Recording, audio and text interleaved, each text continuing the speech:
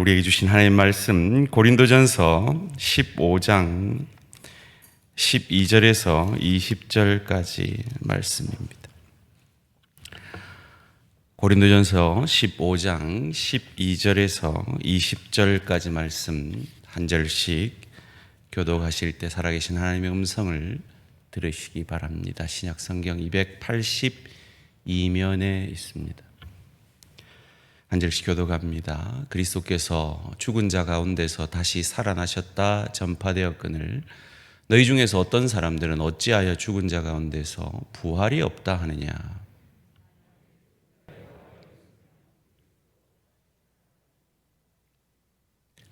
그리스도께서 만일 다시 살아나지 못하셨으면 우리가 전파하는 것도 헛것이요 또 너희 믿음도 헛것이며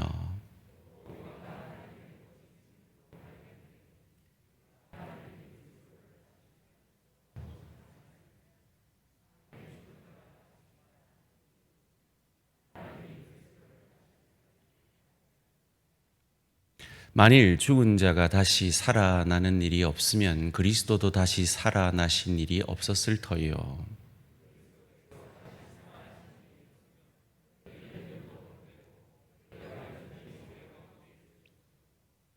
또한 그리스도 안에서 잠자는 자도 망하였으리니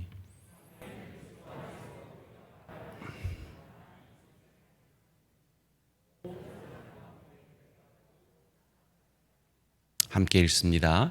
그러나 이제 그리스도께서 죽은 자 가운데서 다시 살아나사 잠자는 자들의 첫 열매가 되셨도다.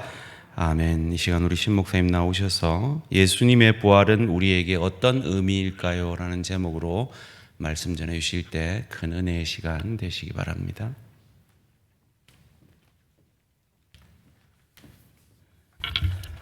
예배자리에 나오신 모든 성도님들을 주님의 이름으로 환영하고 축복합니다. 오늘은 고린도전서 15장 말씀을 중심으로 하여 부활에 관한 주제로 말씀을 나눠보려고 합니다. 우리는 현재 2021년을 살아가고 있습니다. 2021년을 살아가고 있는 우리에게 2000년 전에 일어났던 그 예수님의 부활 사건은 어떠한 의미가 있을까요? 지난 부활절 좀 부활에 대해서 묵상해 보며 우리는 부활의 의미를 잘 모른 채 부활과 전혀 상관없는 그러한 삶을 살고 있지 않은가 한번 생각해 보았습니다. 부활이란 무엇입니까? 부활은 사전적 의미를 보면 크게 두 가지로 말할 수 있는데 죽었다가 다시 살아났다라는 의미가 있고요. 또 쇠퇴하거나 폐지한 것이 다시 성하게 되었다.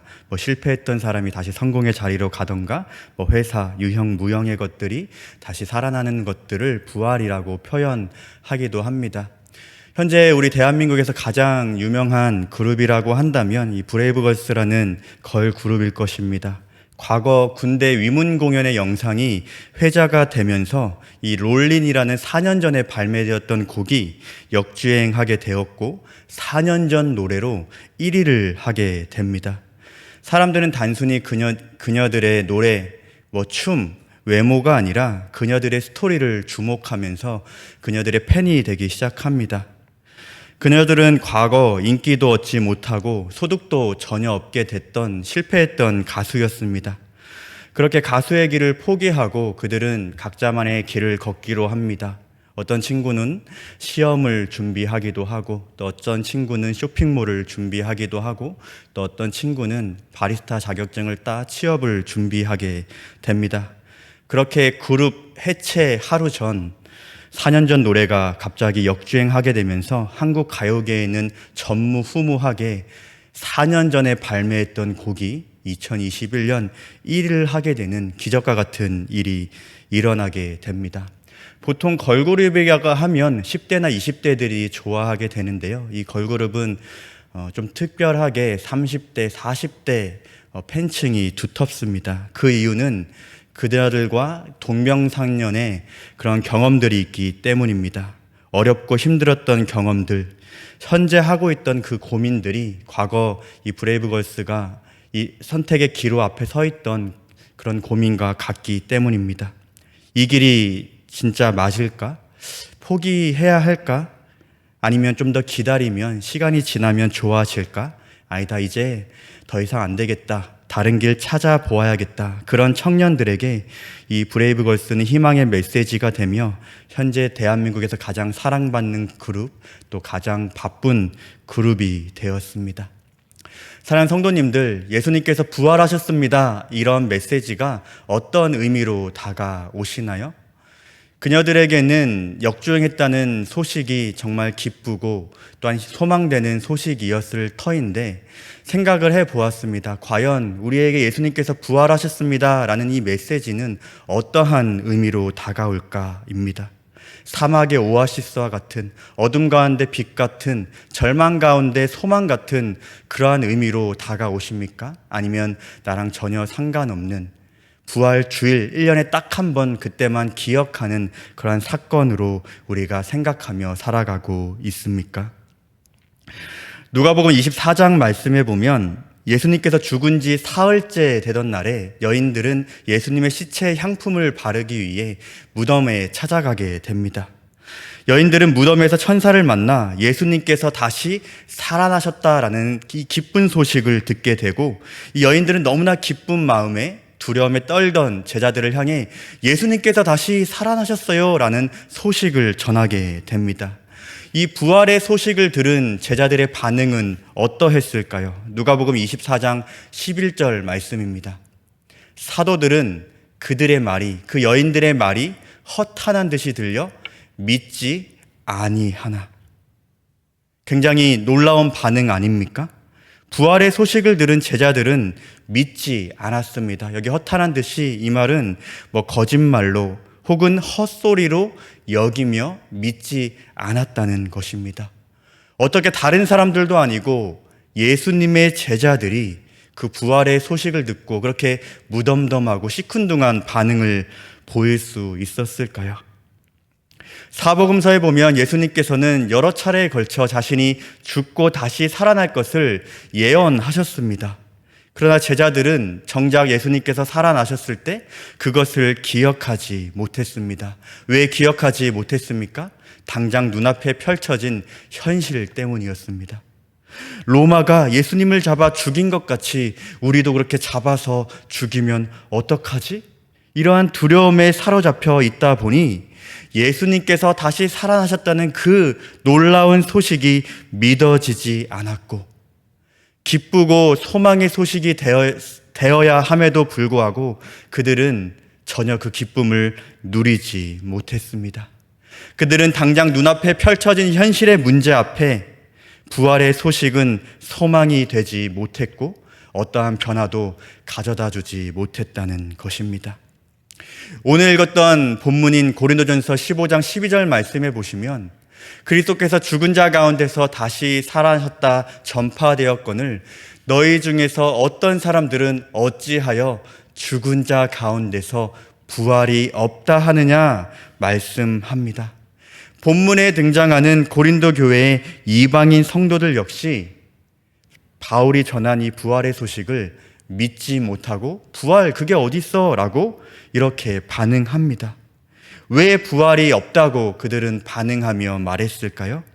당시 그들을 지배하고 있었던 헬라 이원론적 사고가 그들에게 가득 차 있었기 때문입니다.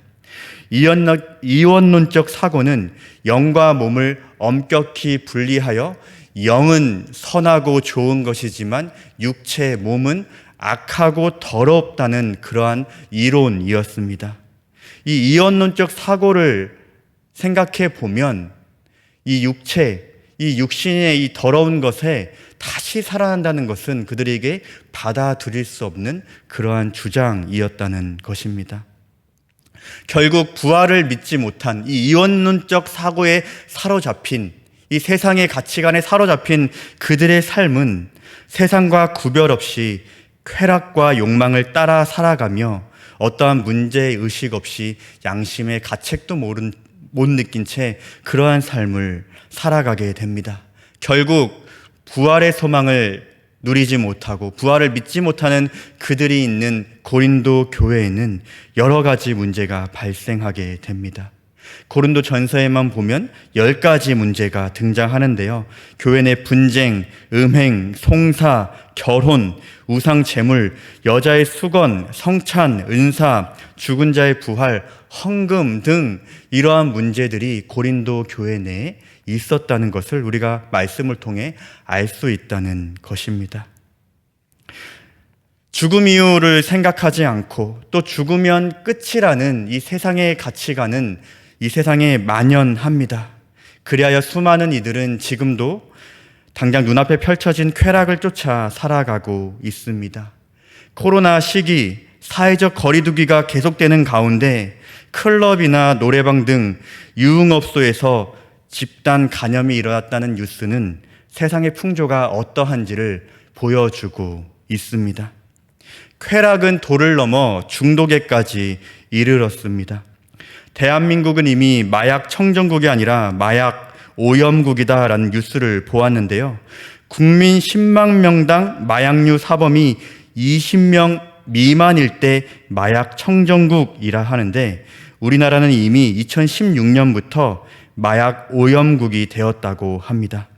해마다 마약류 범죄에 검거된 사람이 늘어 2020년에는 12,200명이 검거되었다고 하는데 이 숫자는 2019년 대비 17%가 증가한 수치라고 합니다. 또한 최근에 이슈가 되고 있는 LH 사건을 통해 직업적 윤리의식 없이 지위를 이용하여 투기하고 이익을 취하는 돈의 노예가 된 그러한 사람들을 우리는 볼 수 있고요. 국회의원과 공직자 자녀들의 학력 위조, 또 쌍둥이 자매의 컨닝 사건들을 통해 학벌의 노예가 된 사람들을 보게 됩니다. 많은 사람들은 빠른 시일 내에 무언가를 얻기를 원합니다. 당장 눈앞에 펼쳐진 것들을 소유하기를 원합니다. 당장 눈앞에 있는 것들을 보기를 원합니다. 그래서 보이지 않는 것들을 믿으려 하지 않습니다. 믿으라 하면 증거 있냐? 혹은 내가 눈으로 보기 전에는 절대 믿을 수 없어 라는 것이 세상 사람들의 말입니다. 전도해 본 적 있으시죠? 만약에 이 부활의 이 소망을 갖고 부활이 너무 기뻐 예수님께서 부활하셨습니다. 이것을 믿으셔야 합니다. 라고 전한다면 대부분의 사람들은 이 제자들의 반응처럼 또 고린도 교회 내 이방인 성도들처럼 아마 무덤덤하고 시큰둥하고 부활은 없다라며 반응할 것입니다. 우리는 인생이라는 것을 살아가고 있습니다. 각자 다른 인생을 살아가고 있지만 공통적으로 모든 사람은 두려움을 가지고 살아가며 어려움을 겪고 있습니다. 수없이 절망하기도 하고 슬픔과 아픔을 경험하기도 합니다. 그리고 모든 사람은 죽습니다. 아무리 현대 의료 기술이 발달했다고 하더라도 죽음은 누구도 피해갈 수 없습니다. 돈이 많아도 학벌이 높아도 세상에서 명예와 권력을 가지고 있어도 모든 사람은 죽습니다. 그리고 죽음 앞에 모든 사람들은 한없이 작아지죠. 죽음 이유를 전혀 생각하지 않고 눈앞에 펼쳐진 것들만 붙잡고 살아갔던 사람들조차 죽음 앞에서는 죽음 이유를 생각하며 두려워하고 불안해합니다. 그러나 여전히 수많은 사람들은 죽음에 관하여 무관심합니다. 그런데 지난 1월 죽음에 관련된 책 한 권이 출간되었습니다. 서울대병원 종양외과 전문의 김범석 씨가 쓴 어떤 죽음이 삶에게 말했다라는 책입니다. 이 책을 통해 이 작가는 암 환자들의 다양한 반응들, 특별히 죽음을 앞둔 이들의 마지막 모습을 기록하며 죽음을 앞둔 사람들이 어떠한 반응을 보이는지를 엿보게 합니다. 어떤 이는 죽음 앞에 분노합니다. 어떤 이는 죽음 앞에서도 빚진 돈을 갚으라 재촉하기도 합니다. 어떤 이는 죽음 앞에 담담히 기다리기도 하고 어떤 이는 죽음 앞에 치료를 포기하기도 합니다. 어떤 이는 죽음을 이기고자 살기 위해 발버둥 치기도 합니다. 책에 등장하는 인물들은 저마다 죽음 앞에 다양한 반응들을 보이는데요. 이 책을 보면서 이러한 생각을 해보았습니다. 이 다양한 반응들의 차이는 어디서 오는 것일까? 어떠한 차이를 가졌길래, 어떤 인생을 살았길래 어떤 사람은 죽음 앞에서도 담담하고 어떤 사람은 죽음 앞에서도 내 돈 내놓으라고 갚으라고 재촉하기도 하고 어떤 사람은 분노하기도 하는가라는 생각을 해보았습니다. 그러면서 나의 마지막은 어떠한 반응을 보일까? 만약 내가 죽음의 날짜를 기다리고 있다면 나는 죽음 앞에 어떠한 반응을 보일까라는 한번 생각을 해보았습니다. 저자는 책 말미에 이러한 글을 적어 놓았습니다. 세상 모든 사람들에게는 각자의 살아온 인생이라는 것이 있다. 사람들마다 저마다 나름대로의 삶을 살아간다. 그러나 어떠한 행로를 걸어왔든 종착역이 죽음이라는 것만큼은 모두가 같다. 이분은 믿는 자가 아니기 때문에 종착역이 죽음이라고 표현을 했습니다. 어쩌면 죽음만큼이나 삶으로부터 가장 가까운 곳에서 살고 있는지도 모른다. 우리는 죽음만 잊고 사는 것이 아니라 삶도 잃어버린 채 살아간다. 지금 이 순간 내가 살아있다는 것, 이 삶을 느끼지 않고 산다. 삶을 잊은 당신에게 누군가는 계속 말을 걸어오고 있다. 우리보다 먼저 종착역에 당도한 이들은 지금 이 순간의 삶을 주어진 시간을 어떻게 살아낼 것인지 묻는다. 이제는 남아있는 우리가 우리의 삶으로 대답할 차례이다.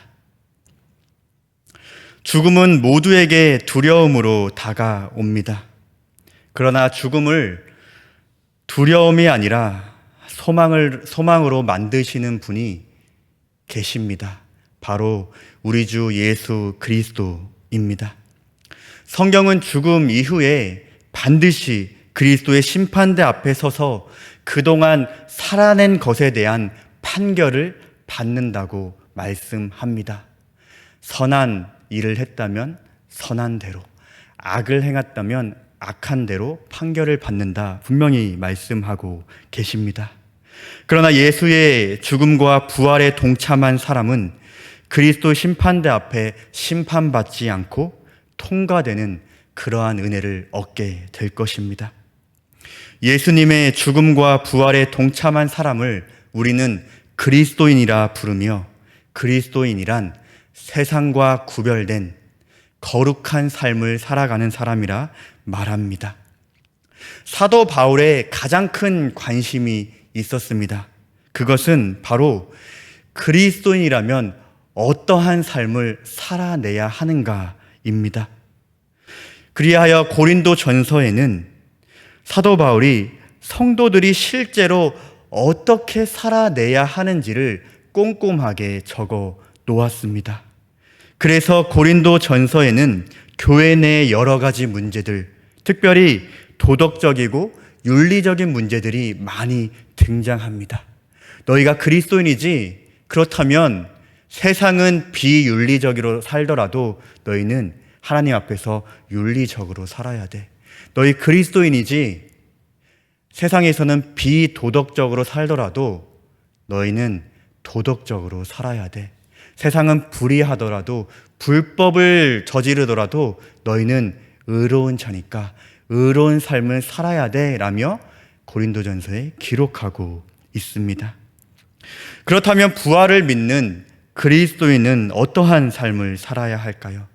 오늘 읽지는 않았지만 고린도전서 15장 58절에는 이렇게 기록하고 있습니다. 그러므로 내 사랑하는 형제들아 견실하며 흔들리지 말고 항상 주의 일에 더욱 힘쓰는 자들이 되라. 이는 너희 수고가 주 안에서 헛되지 않은 줄 알미라. 이렇게 우리에게 말씀하고 있습니다. 팀 켈러 목사님은요, 부활이란 미래를 위한 소망일 뿐만 아니라 미래로부터 오는 소망이다 라고 부활을 정의하기도 했습니다.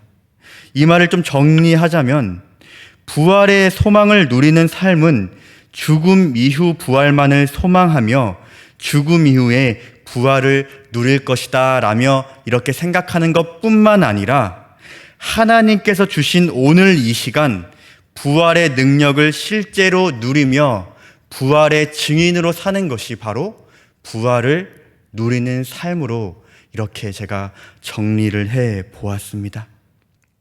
58절 말씀을 통해 부활의 능력을 실제로 누리는 삶을 우리는 두 가지로 정리할 수 있을 것입니다. 첫째는 견실하여 흔들리지 말아야 한다는 것입니다. 무엇에 견실하며 흔들리지 말아야 할까요? 제가 앞서 말씀드린 세상의 풍조입니다. 부활이 없다 하는 세상의 가치관에 흔들리지 말아야 한다는 것입니다. 현재를 즐기며 먹고 마시는 쾌락을 따라가지 말라는 것입니다. 자기 중심적인 사고에 사로잡혀 나면 잘 되면 돼 라는 그런 이기주의를 따라가지 말라는 것입니다. 세상적인 성공과 부라면 불법과 불의를 저질러서라도 얻고자 하는 그 세상적인 욕망을 따라가지 말라는 것이 바로 견실하며 흔들리지 말라는 말씀입니다. 그런데 그러한 인생 쉽습니까? 세상과 다른 길로 가야 하는 신앙생활은 그 자체로 험난한 여정입니다. 신앙생활을 우리가 진짜 제대로 하려고 하면 가로막는 장애물들이 너무나도 많지요. 여러 환경들이 장애물이 되기도 하고요. 때로는 사람들, 우리의 가족들이 장애물이 되기도 합니다. 이것들을 어떻게 뛰어넘을 수가 있을까요? 세상의 욕망과 쾌락, 어려움 등 이 앞을 가로막는 장애물을 넘기 위해 우리에게는 부활의 소망이 필요합니다.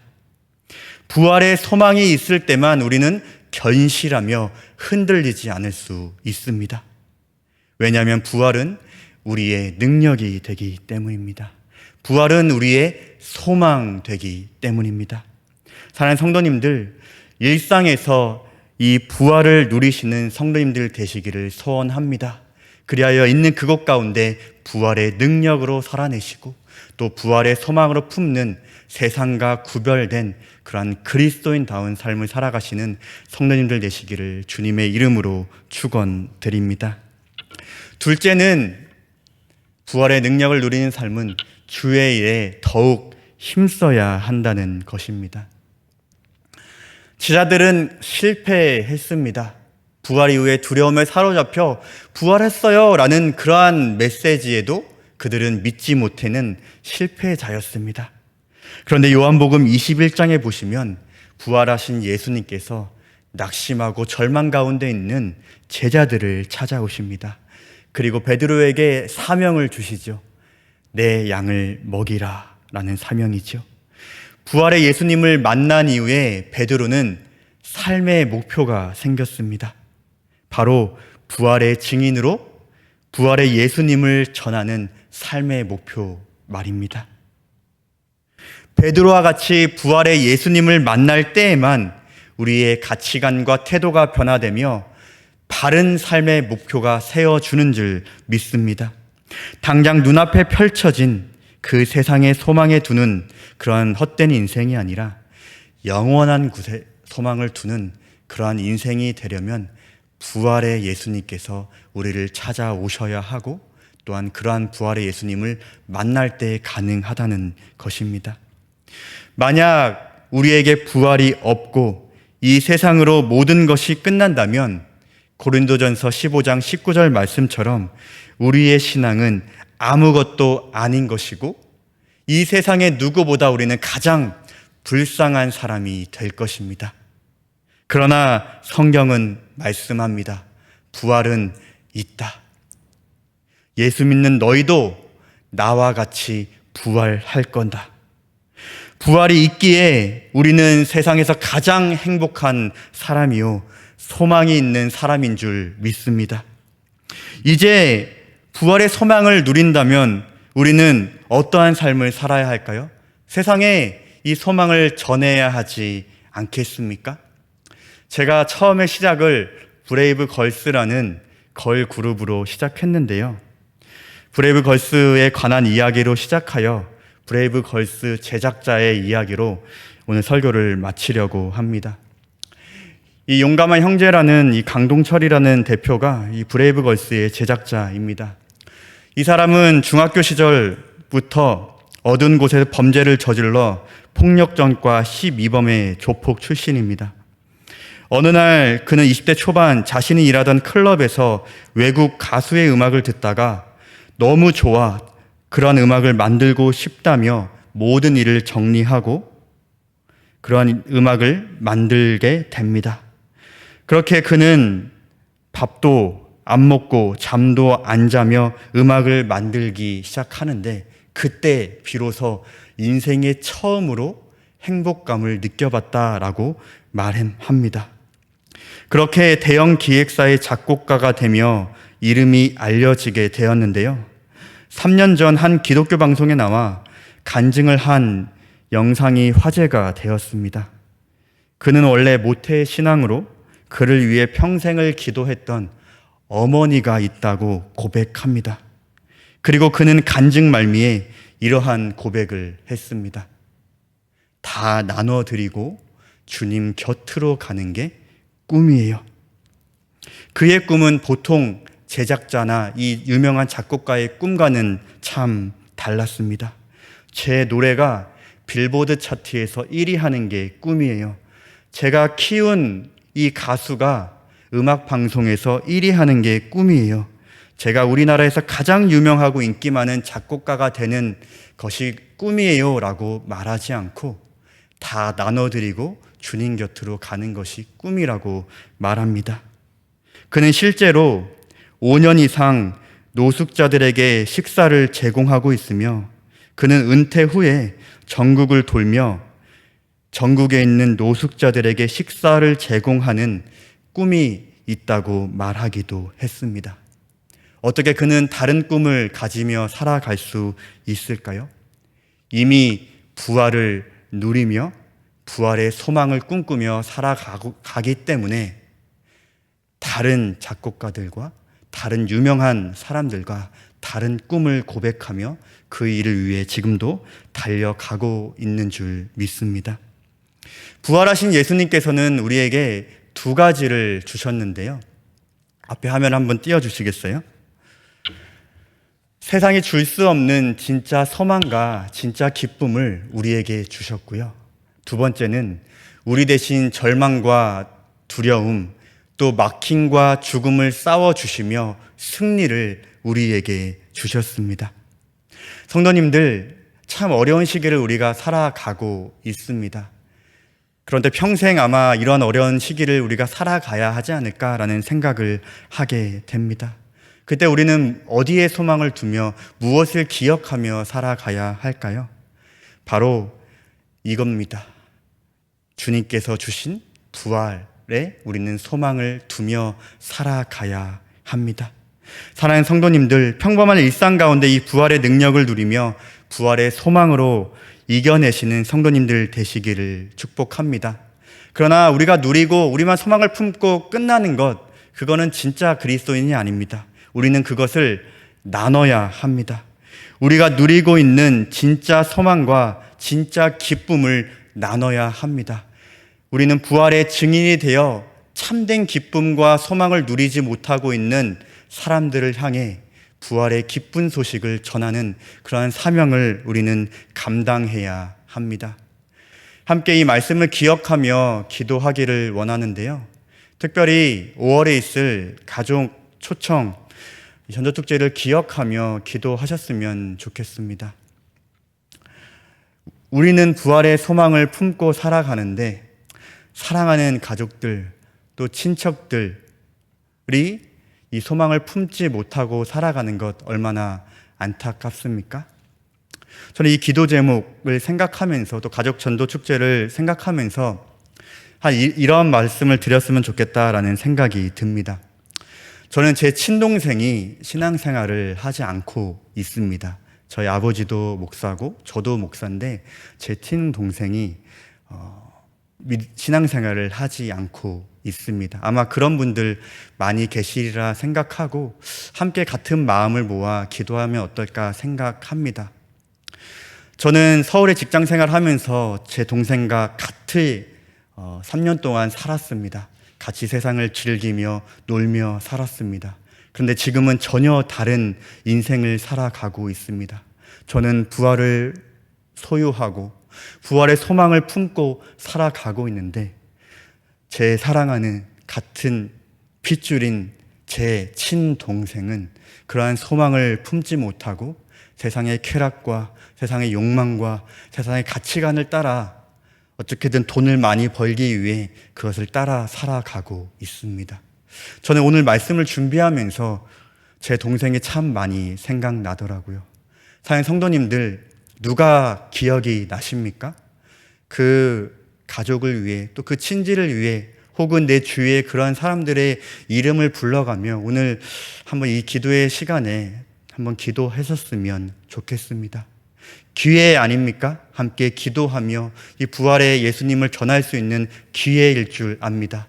우리가 한 마음과 한 뜻으로 기도할 때 그것 가운데 역사하실 줄 믿습니다. 이 믿음을 갖고 한번 기도하셨으면 좋겠습니다. 한번 그 분의 이름을 한번 부르며 함께 이 시간 기도하기를 원합니다. 함께 기도하겠습니다. 사랑의 하나님, 우리에게 부활의 소망을 주셨는데 여전히 부활의 소망을 품지 못하고 살아가고 있는 나의 형제, 또 나의 자매, 나의 어머니, 또 나의 아버지, 또 나의 삼촌, 나의 이모 있습니다. 주님, 불쌍히 여겨주시옵소서. 부활의 소망을 품고 살아가야 하지 않겠습니까? 이 세상에 소망을 두고 절망과 어둠과 죽음 앞에서 벌벌 떠는 그런 허무한 인생 끊고 부활의 소망을 품고 살아가야 하지 않겠습니까? 나를 사용하여 주시옵소서. 그들에게 부활의 예수님을 전하는 부활의 증인이 되어 고백하며 전하는 내가 되게 하여 주시옵소서. 그들을 위해 함께 기도할 때 하나님 역사하여 주시옵소서. 그들의 마음을 돌이켜 주시옵소서. 그들의 생각을 돌이켜 주시옵소서. 그들의 발걸음을 돌이켜 주셔서 이곳 가운데 예배의 자리에 부활의 주님을 만나는 이 자리에 나올 수 있도록 은혜를 베풀어 주시옵소서. 우리만 소망을 품고 참된 기쁨을 누리는 것이 아니라 부활의 증인이 되어 예수님의 제자들처럼 참된 기쁨을 누리지 못하고 참된 소망을 누리지 못하는 그들에게 복음을 전하는 그 사명을 전하는 우리가 될 수 있도록 은혜 베풀어 주시옵소서. 능력을 더하여 주시옵소서. 능력을 더하여 주시옵소서. 은사를 더하여 주시옵소서. 붙잡아 주시옵소서. 우리와 함께하여 주시옵소서.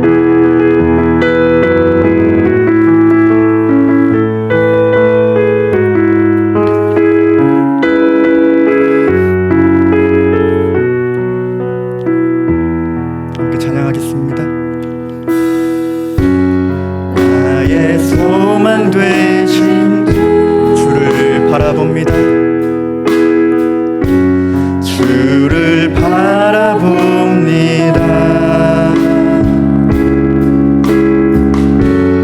다시 오실 나의 왕 예수, 주를 기다립니다. 밤이나 낮이나 어제나 오늘도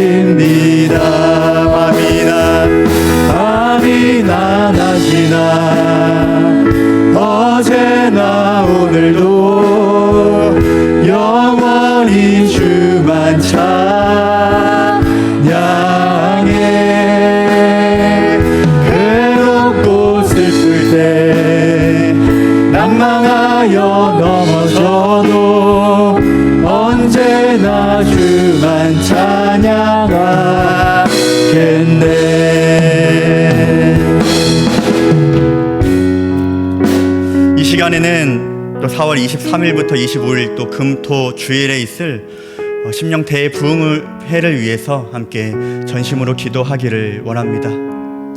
우리가 어떻게 소망을 품고 참된 기쁨을 누릴 수 있습니까? 말씀의 자리 앞에 나올 때 그것들이 가능합니다. 우리가 이거 사모하며 이 자리에 나오기를 또한 소원하며 기도하셨으면 좋겠습니다. 특별히 예배 자리로 나오지 못하는 또 구역원들, 또 여러 가지 어려움 가운데 있는 또 구역원들, 또 낙심하고 또 절망하고 또 신앙생활 하는 것에 있어서 또 어려움을 겪는 그들을 또한 기억하면서 기도하셨으면 좋겠습니다. 이 자리에 나올 때 그들이 회복되기를 소원하며 그들의 발걸음이 또 이곳으로 인도될 수 있도록 기도해 주셨으면 좋겠습니다. 또한 말씀을 또 3일 동안 또 5번에 걸쳐 전하실 박은조 목사님을 위해 기도하셨으면 좋겠습니다. 경기도에서 아주 멀리서 또 오시는데 또 오고 가는 그런 가운데 또 안전을 지켜달라고 기도해 주시고요. 또 영역간의 강건을 허락하시고 또 말씀 가운데 말씀의 권세와 능력이 있어 또한 모든 자들의 심령을 찔러 쪼개기까지 하며 하나님의 능력이 또 이곳 가운데 선포될 수 있도록 또한 기도해 주셨으면 좋겠습니다. 특별히 오늘은 이 심령 부흥회를 위해서 집중적으로 기도하시며 또 각자의 기도 제목으로 기도하시다가 자유하시겠습니다. 함께 주여 부르시며 기도의 자리로 나아가도록 하겠습니다. 주여, 주님, 우리가 또한 사모하며 나아가기를 원합니다. 또 4월 23일부터 25일 또 금토 주일